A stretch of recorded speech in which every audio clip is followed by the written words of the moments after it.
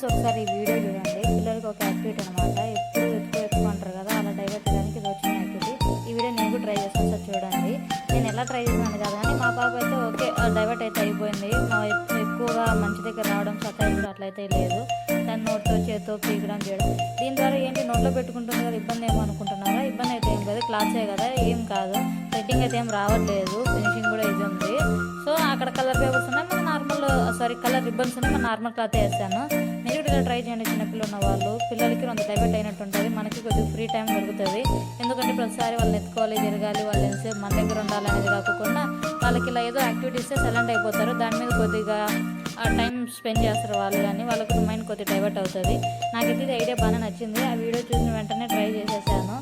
మీకు కూడా అనిపిస్తే ఒకసారి ట్రై చేయండి. నాకైతే సింపుల్గా అనిపించింది, పెద్ద రిస్క్ ఏం లేదు. ఎలా చేయాలి ప్రాసెస్ కూడా వీడియోలో ఉంది కదా. మా పాప సతాయడానికి నాకు ఇదే చాలా బెస్ట్ అనిపించింది. ఇంకా ముందుకు ట్రై చేద్దాము అనుకుంటున్నాను. ఫర్దర్గా ఇది ఎలా వచ్చిందో దాన్ని చూసి ముందుకి మూవ్ ఆన్ అవుదాం అనుకుంటున్నాను.